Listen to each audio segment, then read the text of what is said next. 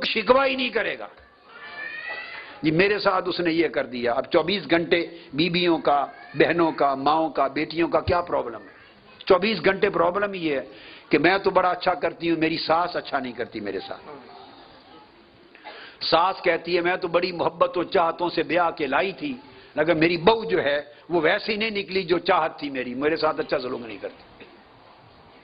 Be be وہ جو ساس ہے مدر ان لا، وہ یہ نہیں دیکھتی کہ جس چاہت سے آپ لائی تھی، لے تو آئی یا لا تو بیٹھی چاہت سے، اب چاہت کے ساتھ رکھا بھی ہے. لانا ایک عمل تھا، رکھنا دوسرا عمل ہے. جیسے کہا صحبت میں بیٹھنا اور لینا ایک عمل ہے، جو مل گیا اسے محفوظ کرنا جا کر دوسرا عمل ہے. تو آپ مدر ان لاز کو کہہ رہا ہوں، بیویوں کو جو ساسیں ہیں، بھی لے تو آئی. ہر ماں، کوئی ماں ایسی ہے جو چاہت کے بغیر بہو کو لے کے آتی؟ اگر رشتہ ماں باپ نے کیا ہو اپنے شوق سے، اپنے شوق سے ہی لے آتی ہیں نا، بولیے اپنے شوق سے ہی لے آتی ہیں نا، مرضی سے لے آتی. تو ہر کوئی چاہت سے لاتا ہے. تو ایک بی بی نے کوئی بڑا مار کا سر نہیں کیا، ہر کوئی شوق سے محبت سے لاتا ہے. دیکھنا تو یہ لایا تو ہر کوئی محبت سے، رکھا کس کس نے محبت کے ساتھ. آپ سمجھ گئے نا بات کو؟ تو بہو ہے، بہو کے لیے بھی نصیحت ہے کہ وہ ساس ہے. اب ہمارے ہاں یہ جو ساس اور بہو کی خرابی، یہ سوال بھی آیا تھا، میں نے اس مثال کو اس لیے اٹھا لیا. ماں جو ہے ساس، اس کی نصیحت یہ سنیے، اخلاص کس طرح بنتا ہے. وہ اس سے پوچھیں آپ کو اچھی کیوں نہیں لگتی، اچھی کیوں نہیں، کہتی دیر تک سوتی رہتی. دیر تک آپ کی بیٹیاں بھی سوتی ہوں گی، میں اب سمجھا رہا ہوں. یہ کیوں نہیں ہے بہو اچھی، کھانا اچھا نہیں پکاتی؟ اپنی بیٹی کی ہانڈی پکائی ہوئی بھی کبھی دیکھی؟ وہ بھی کسی کے گھر ہوگی. میری بات سمجھے؟ آپ کی خدمت نہیں کرتی. اچھا بی بی جا کے اپنی بیٹی کے سسرال والوں سے پوچھیں، شاید وہاں بھی یہی شکوہ ملے، اس کی ساس کہے میری خدمت نہیں کرتی. جب وہاں ساس کہے گی یہ بہو میری خدمت نہیں کرتی، تو وہاں تو آپ کی بیٹی سچی ہے بہو ہو کر، وہاں بہو ہو کر بھی آپ کی بیٹی سچی ہے.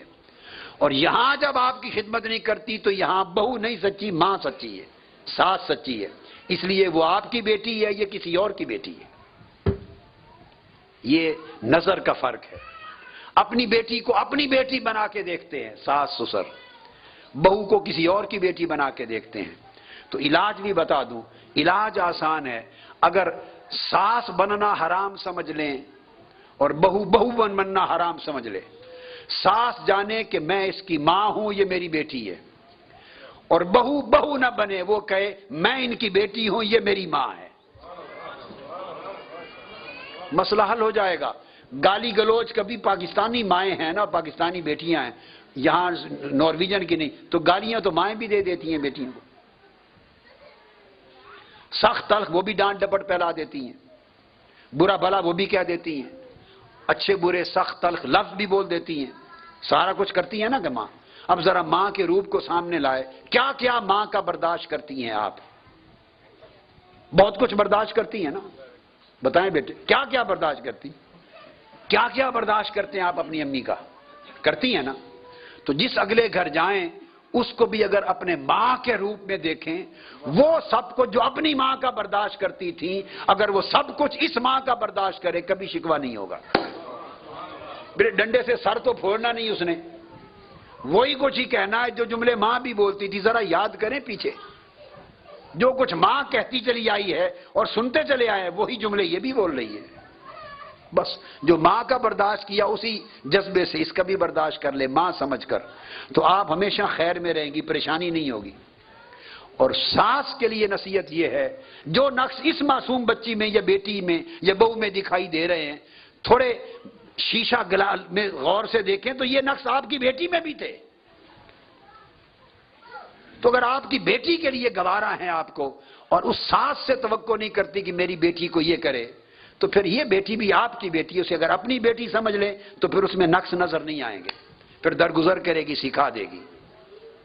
تو علاج یہ ہے بیٹے کہ بہو بیٹی بن جائے، ساس ماں بن جائے، اور ساس بہو کے رشتے کو حرام سمجھ کے قطع کر دیں، جڑ سے نکال کے پھینک دیں۔ یہ ساس بہو نے فساد ڈال دیا ہے سارا۔ تو مقصد یہ ہے کہ ساس ساس نہ رہے، بہو بہو نہ رہے، ساس ماں بن جائے، بہو بیٹی بن جائے، مسئلہ حل ہو جاتا ہے۔ تو یہ ایک نگاہ ہے دیکھنے کا۔ تو میں بتا یہ رہا تھا کہ اگر عمل خالصتاً لوجہ اللہ، اللہ کے لیے ہو جائے اور اس میں اخلاص آ جائے تو پھر شکوہ نہیں ہوتا۔ آپ نے اپنے بھائیوں کے لیے، بہنوں کے لیے، اعزا قارب کے لیے، خونی رشتوں کے لیے ہزار نیکیاں کی، احسانات کیے، انہوں نے پلٹ کے جواب نہیں دیا، رسپانس نہیں کیا اچھا، آپ کو دکھ پہنچایا، تو آپ کو ملال نہیں ہوگا کہ آپ نے ان کے رسپانس کے لیے کیا ہی نہیں تھا، آپ نے عمل ان کے لیے کیا ہی نہیں تھا، جس کے لیے کیا تھا وہ بڑا رسپانس دینے کے لیے بیٹھا ہے۔ جب دیکھو گے سمجھ آ جائے گی کتنے اجر دیتا ہے وہ تمہیں۔ اگر عمل خالصتاً اللہ کے لیے کیا جائے، بندے کے لیے کیا ہی نہ جائے، خواہ وہ والدین ہیں، خواہ بھائی بہن ہیں، خواہ اعزا قارب ہیں، خونی رشتے ہیں، دوست احباب ہیں، مشن کے رفقا ہیں، کوئی ہے، عمل بندے کے لیے نہ کرو، یہ میری نصیحت ہے۔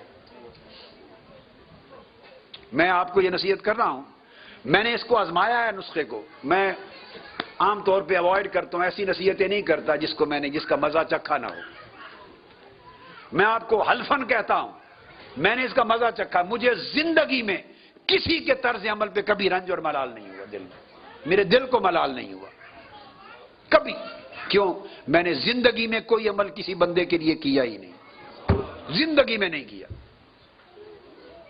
اس کے لیے کرتا ہوں، اور اس کے لیے بھی کرتا ہوں تو اس کے اجر کے لیے نہیں کرتا، اس کے اجر کے لیے نہیں کرتا، اس کے لیے کرتا ہوں۔ وہ مرضی جیسے خوش ہو، اجر دے تب مرضی، نہ دے تب اس کی مرضی۔ اب بات کو سمجھ گئے؟ اس کا نتیجہ کیا ہوتا ہے؟ آپ کو کبھی ملال نہیں ہوتا طبیعت میں، ڈس اپوائنٹ نہیں ہوتے، ڈسکریج نہیں ہوتے، دل نہیں ٹوٹتا، طبیعت خراب نہیں ہوتی، نیند خراب گزرتی نہیں، ہر وقت ذہن کے اندر ڈپریشن نہیں ہوتا، آپ فریش رہتے ہیں کہ جس کے لیے کرتے ہیں وہ بڑا وفادار ہے، وہ تو نہ کریں تب بھی دینے والا ہے، اور کرنے والے کو تو بہت ہی دیتا ہے۔